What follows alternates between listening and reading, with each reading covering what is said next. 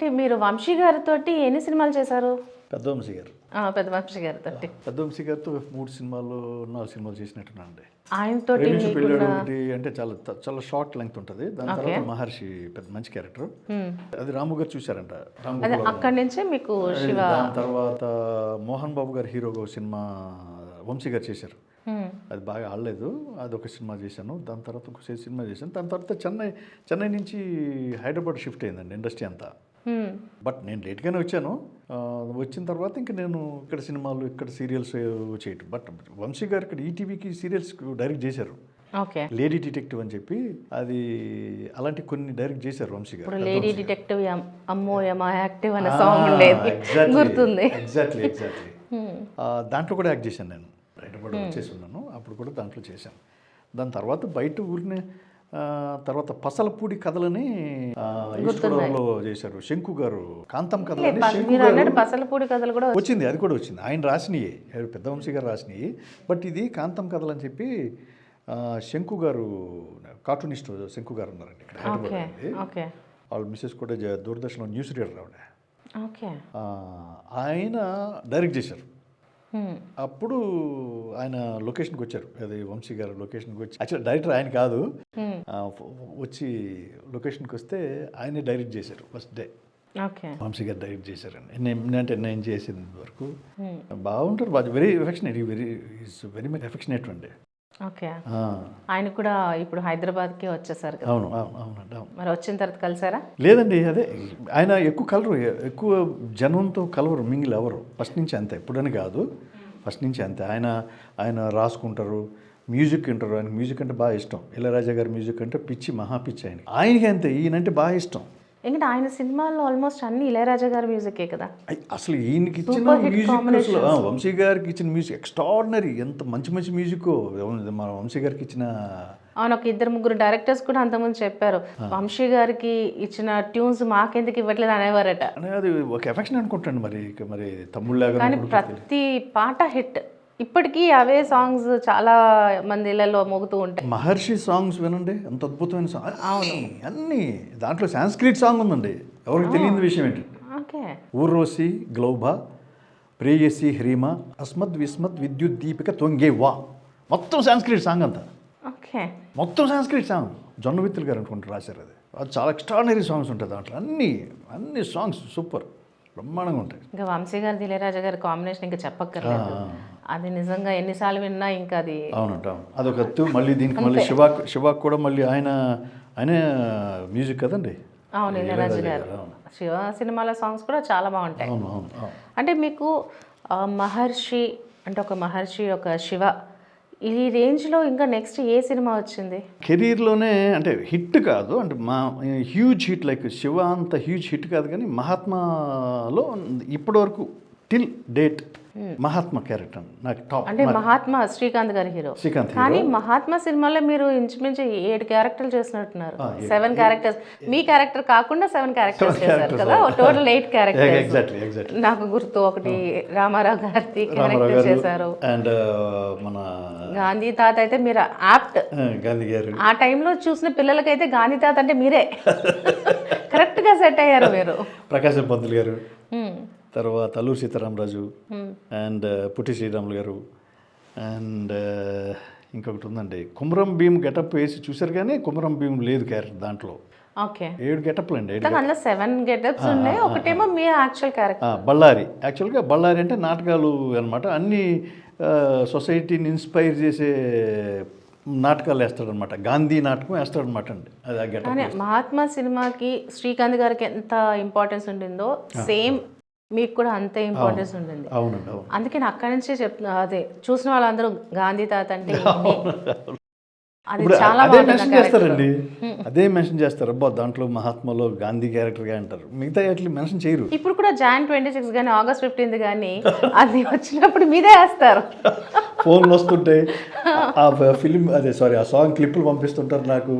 I felt very happy, చాలా happy feel అవుతుంది. మీకే పంపిస్తుంటే చాలా హ్యాపీగా ఉంటుంది. చాలా హ్యాపీగా ఉంటుందండి. అది నాట్ ఓన్లీ దట్ అండి, ఇప్పుడు టీవీలో చూసి జెండే క్యారెక్టర్ అవ్వచ్చు, ఇంకా అంతకుముందు క్యారెక్టర్లు అవ్వచ్చు, బాగా చేశారండి, మీరు రెగ్యులర్గా ఫాలో అవుతున్నాం అంటే ఎంత ఎనర్జీ ఇస్తుందంటే మాకు భలే ఉంటుంది. అంటే ఇప్పుడు శివకి మహాత్మాకి అంటే చాలా సంవత్సరాల గ్యాప్ ఉంది. అంటే శివ సినిమాకి మహాత్మా సినిమాకి ఈ మధ్యకాలంలో మీకు అంతలాగా అంత మంచి క్యారెక్టర్ పడలేదంటారా? లేదు కదండి, పడలేదు కదా. అంటే శివ తర్వాత మీకు ఎక్కువ ఆపర్చునిటీస్ రాలేదా, లేకపోతే శివ తర్వాత చేశాను, చాలా క్యారెక్టర్లు చేశాను. బట్ మహాత్మాతో కంపేర్ చేసేసి క్యారెక్టర్ అది లేదు. మామూలుగా సినిమాలు అయితే చేశాను శివ అంటే ఎక్కువ most of the comedy shade ఉన్న క్యారెక్టర్లే. ఓకే. ఈ కామెడీ మీద మెల్లిగా తగ్గుతూ వచ్చింది, ఓకే, ఆ ఇంట్రెస్ట్ తగ్గుతూ వచ్చింది. మంచి negative characterise I mean serious క్యారెక్టర్లు చేయాలని నాకు ఇంట్రెస్ట్ పెరిగింది. ఆ టైంలో మహాత్మా రావటం, దాని తర్వాత ఇంకా దాన్ని కంపేర్ చేసుకునే అంత నా క్యారెక్టర్ వస్తే వదులుకునేవాడు కాదు, రాలేదు. దాంట్లో నాకంటే సేమ్ క్యారెక్టర్ కష్టం అండి, ఎందుకంటే ఒక హీరోకి మాత్రమే ఉంటుంది అన్ని గెటప్ ప్లేస్ ఒక సినిమా. అవును, ఒక క్యారెక్టర్ ఆర్టిస్ట్ ఉండదు. సో నేను అంత ఎక్స్పెక్ట్ చేయలేదు, కానీ అట్లీస్ట్ దాంట్లో ఒక 25% 50% కైండ్ ఆఫ్ ఒక క్యారెక్టర్, ఒక 10 సీన్లు అనుకోండి సినిమాలో, రాలే, వస్తే వదులుకునేవాడు కాదు. కొంచెం ఎక్స్పెక్ట్ చేశాను, అది అయిన తర్వాత అట్లా వస్తే బాగుంటుంది, ప్రమోషన్ ఉంటుంది కదా అనుకున్నాను, కానీ బట్ ఐ కుడ్ రాలేదు. అంటే again coming back to Shiva, please.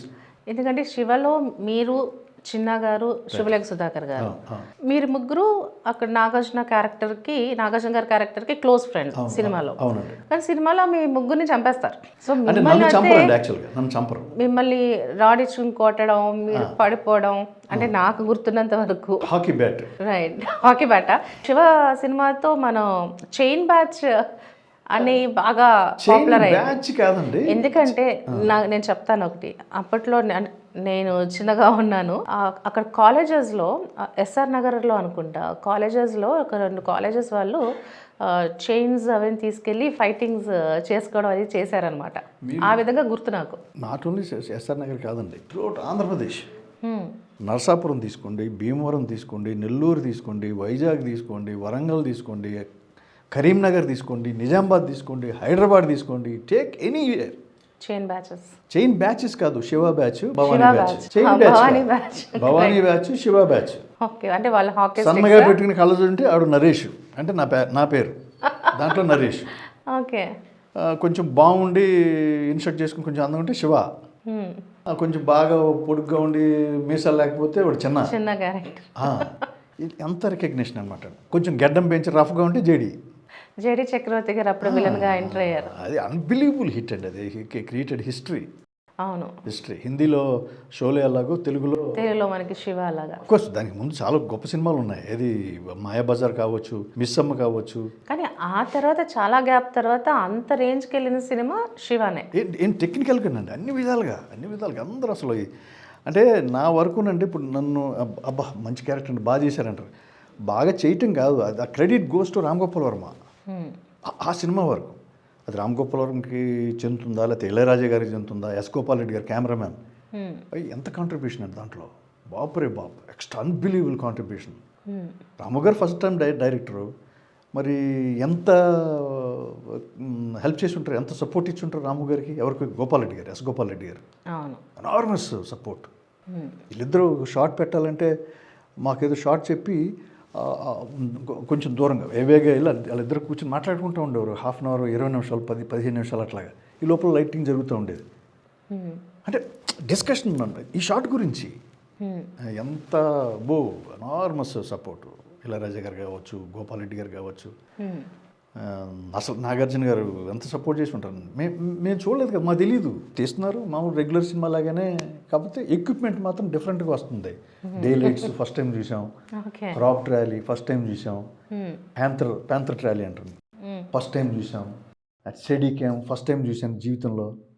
Study cam షార్ట్లు చూసాం ఇంగ్లీష్ పిక్చర్స్లో, బట్ దాన్ని స్టడీ క్యామ్ చూడటం నేను ఫస్ట్ టైం నా లైఫ్లో. డే లైట్స్ బాంబే నుంచి తెప్పించారు, అప్పటికి హైదరాబాద్లో అవైలబుల్ కాదండి. తర్వాత తాహిర్ వాళ్ళు ఎవరో తయారు చేశారు, తర్వాత చాలా సంవత్సరాలు చేశారు, అప్పటి నుంచి బాంబే నుంచి వచ్చాయి. సో ఇవన్నీ నాగార్జున గారు రాము గారు చూసేసి ఉంటారు ముందు సినిమాని. తర్వాత డబ్బింగ్ థియేటర్లో సుజాత డబ్బింగ్ థియేటర్ ఉందండి, అక్కడ జరిగింది పోస్ట్ ప్రొడక్షన్ అంతా. ఇది ఇప్పుడులాగా చిన్న దీని ముందు డబ్బింగ్ చెప్పడం కాదు, సేమ్ 16mm స్క్రీన్ మీద డబ్బింగ్ థియేటర్లో డబ్బింగ్ చెప్పాలి, అంత లూప్ అనమాట. మన డైలాగ్ చెప్పేటప్పుడు మధ్యలో ఏదైనా మిస్ అయింది అనుకోండి, మొత్తం ఆ రీల్ అంతా మళ్ళీ రోల్ చేయాలి. ఇప్పుడు చిన్న మిస్ అయింది అనుకోండి, దాన్ని కాపీ పేస్ట్ లేకపోతే దాన్ని యావిడ్ ఆ టెక్నాలజీ లేదు అప్పుడు. అది మోహన్ లాల్ గారు మామగారు, ఆయన పేరు ఏదో ఉందండి, పేరు గుర్తులేదు, ఆయన మామగారిది. మోహన్ లాల్ గారు మామగారు, మలయాళీ హీరో మోహన్ లాల్ ఉన్నారు కదా, వాళ్ళ మామగారిది అనమాట థియేటర్, అది సుజాత డబ్బింగ్ థియేటర్. అప్పటికి మంచి అడ్వాన్స్ థియేటర్, మంచిది.